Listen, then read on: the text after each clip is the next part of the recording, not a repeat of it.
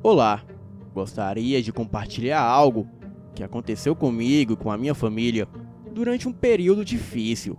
Em 2004, morávamos em Maringá, no Paraná. Mas em 2004, o meu pai foi transferido para Cuiabá, no Mato Grosso. Eu, na época, tinha 16 anos. Lógico que a mudança foi muito difícil para mim e para a minha família toda. Sou a mais velha de 4 irmãos. A minha família é grande e fomos morar em uma casa pequena, dessas pré-fabricada, bonitinha até. A casa era de madeira e meu pai alugou ela sem conhecê-la pessoalmente. Odiei a casa da primeira vez que vi. Meus irmãos também. Era estranha. Tinha uma madeira escura, envernizada, e tinha um corredor lateral, que era a área de serviço, com um estendal estreito. Era onde ficava a janela do meu quarto. Nos primeiros dias, tudo corria bem, sem maiores problemas. Mas conforme o tempo foi passando, algumas coisas estranhas começaram a acontecer. O tal do corredor da área de serviço me matava de medo. E para chegar até ele, tinha que passar por um outro corredor, que tinha um tanque, reservatório de água, com uma tampa de madeira pesada. Era tudo muito escuro, sem luz natural. As lâmpadas eram fracas, não iluminavam o corredor todo. Eu morria de medo quando passava por lá. Meus irmãos também. Até mesmo a minha mãe. Começamos a ouvir barulhos na lavanderia sem ninguém estar lá.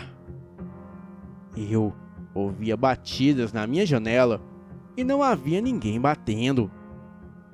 Isso durou o tempo em que moramos naquela casa, aproximadamente 1 ano.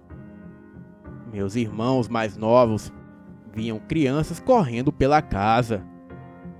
Eu vi um senhor no meu quintal, enquanto a minha mãe varria. E somente eu vi aquele homem. Me assustei e falei para ela virar, porque tinha alguém atrás dela. Era um homem todo vestido de preto, com um enorme chapéu preto. Mas quando a minha mãe virou, não havia ninguém. Certa vez, ao entrar no quarto dos meus pais, o meu irmão, na época com 8 anos, saiu correndo, porque tinha visto um menino sentado na poltrona do quarto. O menino estava roxo, com o pescoço caído. Somos evangélicos e não acreditamos em espíritos. Porém, acreditamos em demônios. Então, isso fazia o medo ser maior ainda. E eu não dormia no meu quarto, e nem a minha irmã. Nós dormíamos na sala, porque toda hora fazia algum barulho na lavanderia. Meus irmãos dormiam com os meus pais, porque eles também morriam de medo de dormir no quarto deles. Quando eu e minha irmã ficávamos sozinhas em casa, ouvíamos vozes de mulheres conversando nos cômodos.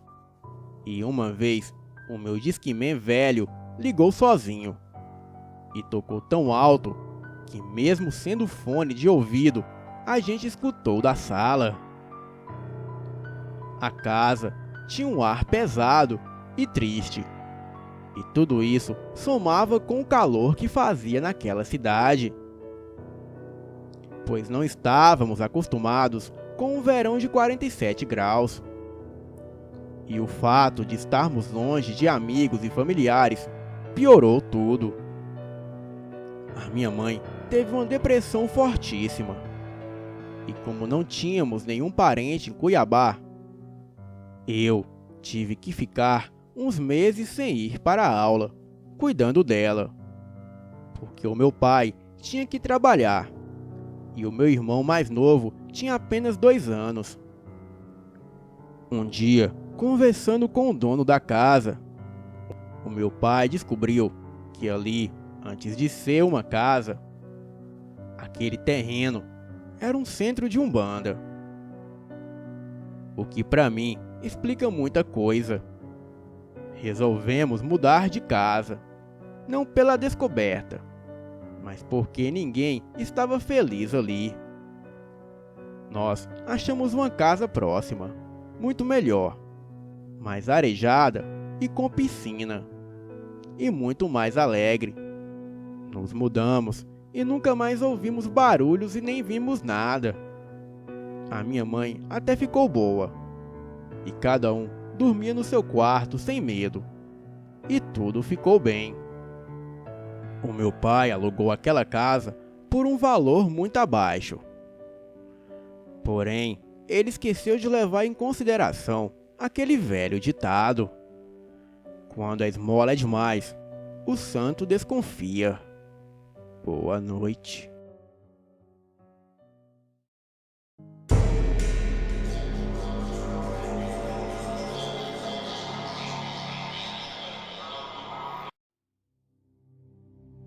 O que vou contar aconteceu há alguns anos na cidade de Dourados, Mato Grosso do Sul.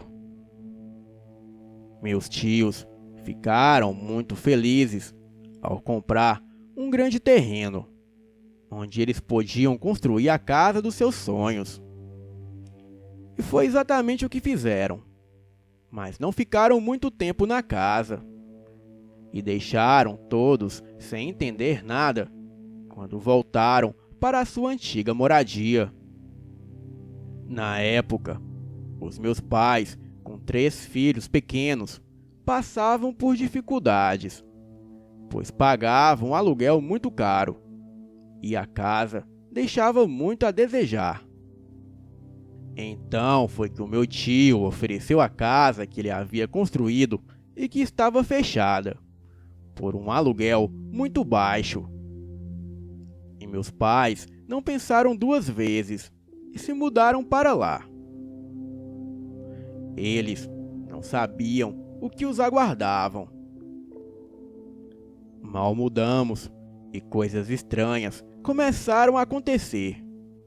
Luzes acendiam e apagavam, barulhos estranhos, coisas fora do lugar ou que simplesmente sumiam sem explicações. Certa noite, acordei e sentia algo me tocando. Era uma mão que vinha de algo que estava debaixo da cama. Uma mão que parecia de velho, enrugada, com as unhas bem sujas e grandes. Comecei a gritar. A minha mãe correu para o meu quarto, mas quando ela entrou, já havia sumido. Contei a ela o que havia acontecido, mas ela me disse que era apenas um pesadelo, pois não havia nada lá. Mas eu estava tão apavorada que naquela noite eu dormi com os meus pais. Algumas noites depois, o meu pai acordou com barulhos, como se alguém estivesse mexendo na louça da cozinha, e foi lá ver. Quando chegou lá e acendeu a luz, não havia ninguém. Foi então que sentiu um arrepio, e quando virou para trás, viu uma índia que parecia flutuar no corredor da sala. E era lá onde ele estava. E de repente, a luz se apagou, e ele tentou acender de novo. Mas o interruptor estava duro e não acendia. Então, ele correu para o quarto e começou a rezar. Conta ele que nunca sentiu tanto medo em sua vida. No outro dia cedo, ele foi para a cozinha e o interruptor estava normal. Depois disso, nós mudamos e descobrimos mais tarde que aquele terreno era um antigo cemitério indígena. O meu tio demoliu aquela casa e construiu na frente uma oficina mecânico. Mas ainda hoje, nos fundos da oficina onde ficava a casa, sente-se um clima pesado e ainda são avistados vários fenômenos sobrenaturais. O meu pai havia ganhado aquela casa do meu tio, mas devido a todos esses acontecimentos, ele devolveu a casa. Pois é como diz aquele velho e bom ditado: cavalo dado, não se olha os dentes. Boa noite.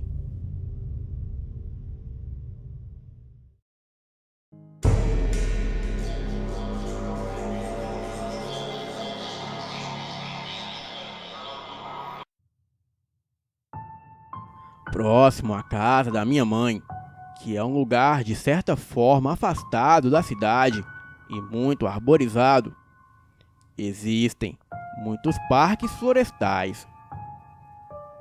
Esses lugares assim isolados, não sei porquê, sempre me chamam a atenção e mexiam com a minha imaginação.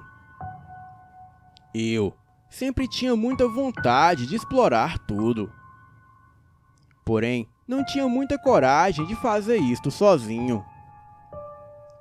Quando meu primo Bill veio passar uns dias na minha casa, como de costume, jogávamos futebol, videogame e outras atividades de adolescentes. Então, surgiu a ideia de explorarmos a mata. E ainda teria que ser à noite. Peguei a minha lanterna e mochilas. E logo no início da noite, fomos explorar a floresta. Entrar em uma mata fechada à noite é extremamente assustador. No começo é fácil entrar. O problema é quando você está lá bem no meio da floresta. E os matos vão ficando cada vez mais alto. E a dificuldade aumenta progressivamente. Logo, a brincadeira começou a ficar com um clima tenso, porque tentamos voltar pelo mesmo caminho por onde viemos. E naquele dia, meu caro, isso se tornou impossível.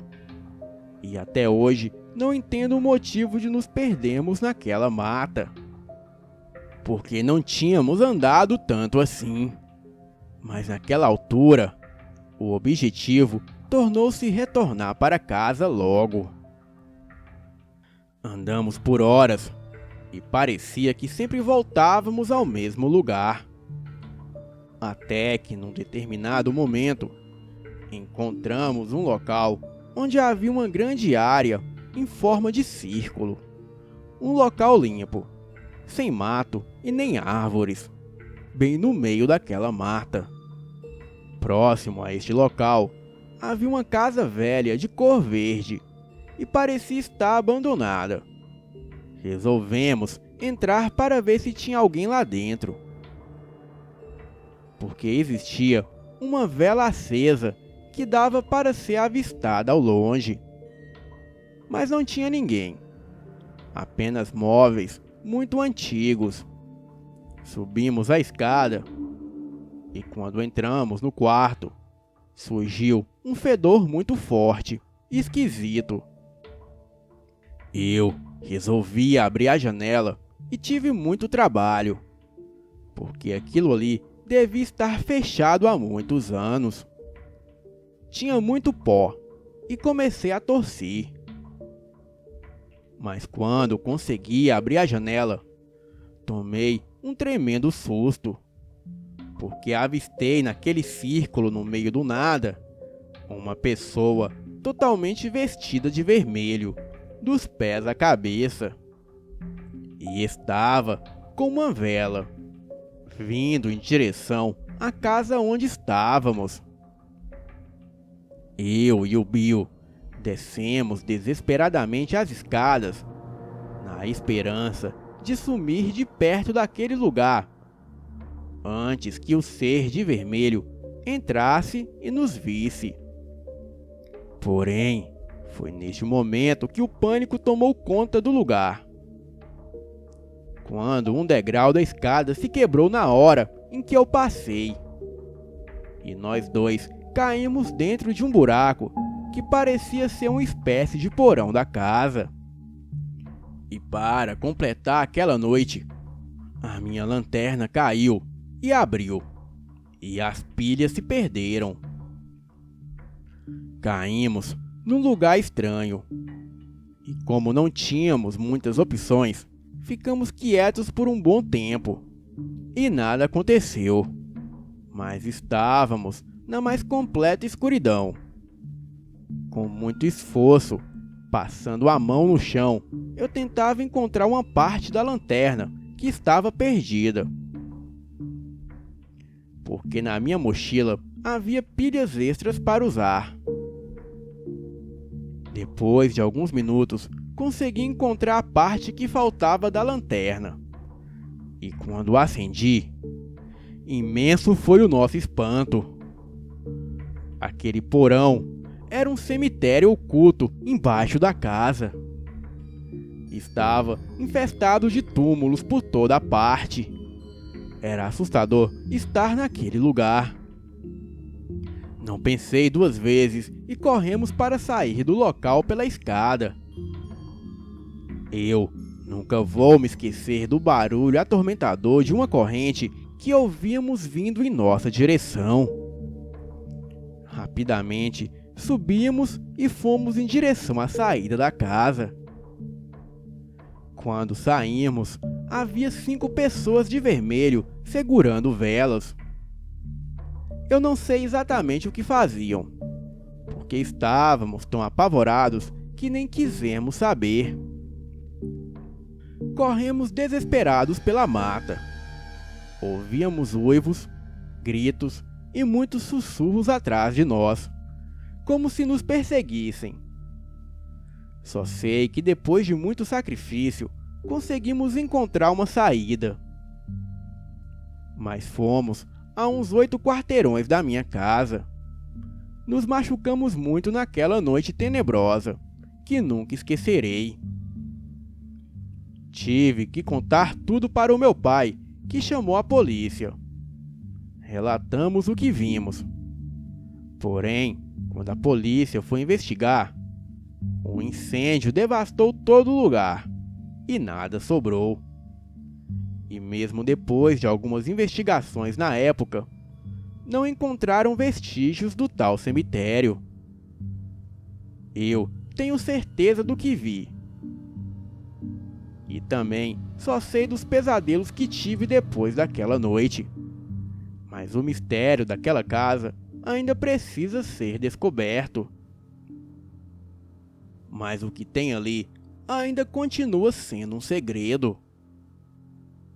Pois é como diz o velho e bom ditado: se você vai até o perigo vem até você. Boa noite.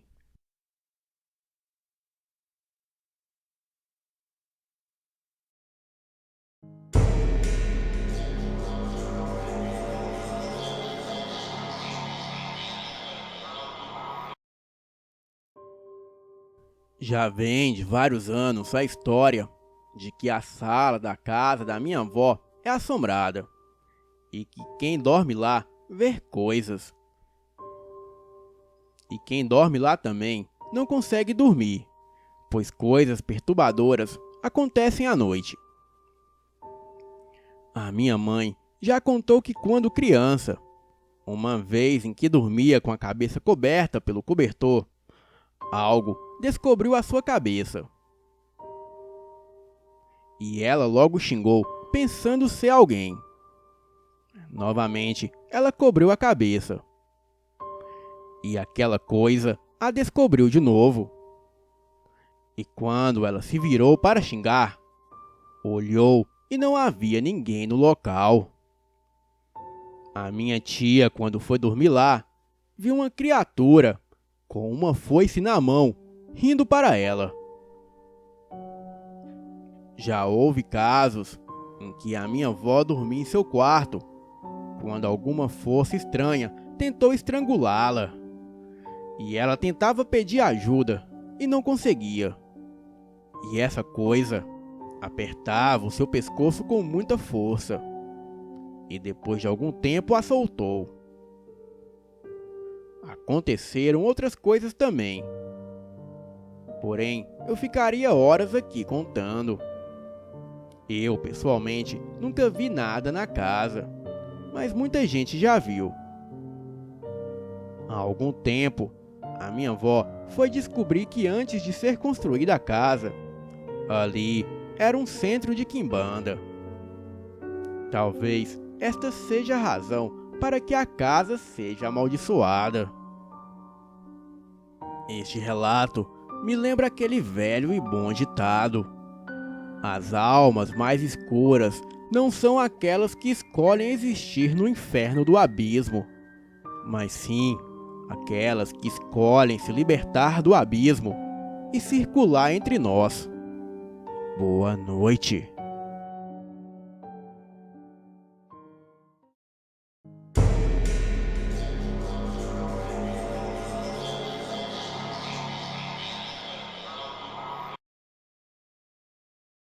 Este fato aconteceu no apartamento que moramos. Meus pais e eu queríamos mudar há pelo menos 3 anos de uma casa velha para um apartamento em um bairro bem melhor.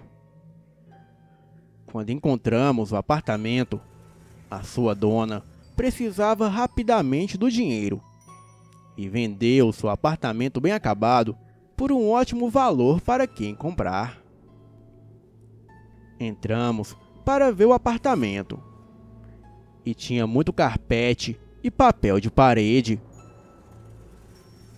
Pagamos para uma empresa lixar e passar o sinteco, ficando a casa fechada por uma semana para evitar bolhas. Na semana seguinte, quando abrimos o apartamento, o chão estava repleto de baratas mortas pelo apartamento inteiro. Fizemos a limpeza, jogamos sal grosso nos cantos das portas e paredes e todos se foram, menos eu, pois fiquei para retirar o cheiro que ainda tinha no lugar. Então, eu abri todas as janelas do apartamento. Porém, quando foi meia-noite, todo o apartamento congelou. O lugar estava incrivelmente frio e sem vento. Mais tarde, eu comecei a ouvir barulhos na parede, mas não em uma ou em 2 paredes, porém em todas as paredes da sala, de 100 metros quadrados. Era uma sala bem grande. Foi quando comecei a ver algumas baratas saindo do canto das paredes. Desesperado, pensei em dormir no quarto. E quando passo da entrada do corredor para os quartos, um cheiro de podre e um vulto negro pairou sobre os meus olhos. Eu atravessei aquele vulto negro. Com muito medo, entrei em um dos quartos. Fechei a porta e coloquei um travesseiro que levava comigo embaixo da porta, para nenhuma barata passar por ali à noite. Eu passei a noite no frio, até pegar no sono. De manhã, com o raio do sol batendo no rosto, fui até a sala e estava tudo tranquilo. Meus pais chegando, contei a eles tudo o que havia acontecido. Nós retiramos os papéis de parede e começaram a surgir centenas de baratas. Também havia um cheiro podre perto da batente do corredor. Talvez vários cupins mortos devem ter gerado o cheiro, pensei comigo. Mas o vulto que vi aquela sombra, para aquilo não havia explicação. Alguns dias depois, descobrimos que a antiga dona do apartamento se matou naquele lugar. Depois de uns dias, descobrimos que a antiga dona daquele lugar tirou a própria vida naquele apartamento. De lá para cá, alguns copos e potes de vidros foram sozinhos ao chão ou explodiram. E quando passo pela porta, costumo abaixar a vista para não ver nada estranho. Aquele vulto que aparecia constantemente no corredor parou de aparecer depois de um tempo. Logo depois que coloquei um abajur bem ali, que clareava um pouco o lugar. Moro neste mesmo apartamento há 13 anos. E este relato me lembra aquele velho e bom ditado: alguns segredos devem permanecer escondidos. Boa noite.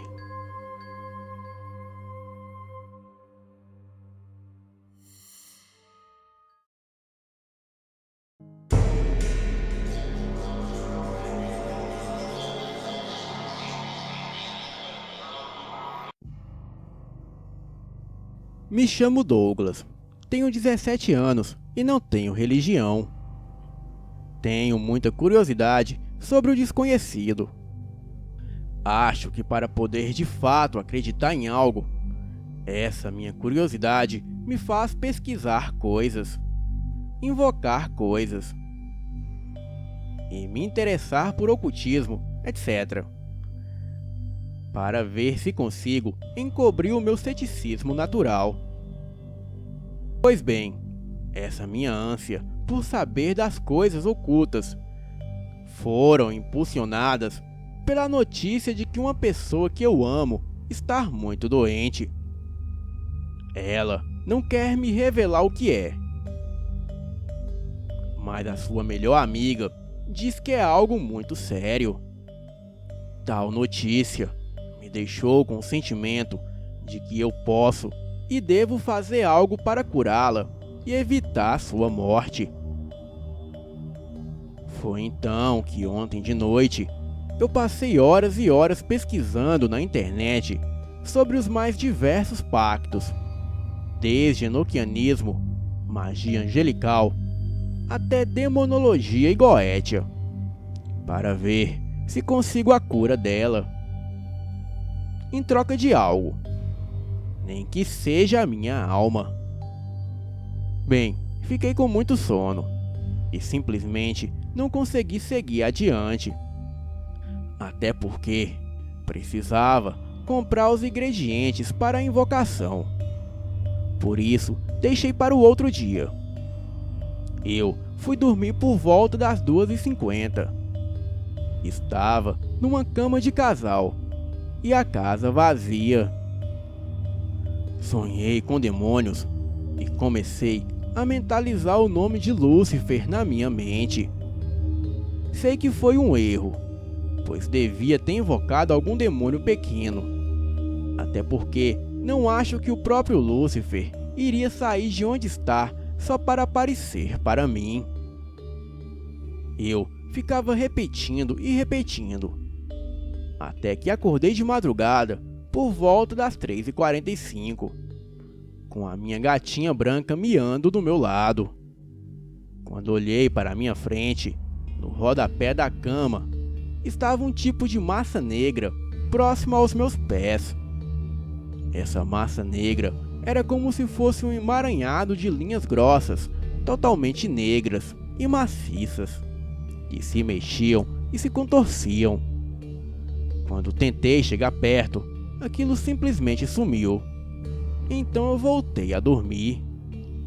Quando acordei de manhã, a minha gata não parava de miar e olhar para os lados. Ela ficava olhando para as paredes. Acho que de fato, alguns animais têm sensibilidade paranormal. O meu ceticismo foi mais uma vez abalado. Este fato me lembrou aquele velho e bom ditado: depois de ver a morte de perto, é que você entende o real valor da vida. Boa noite.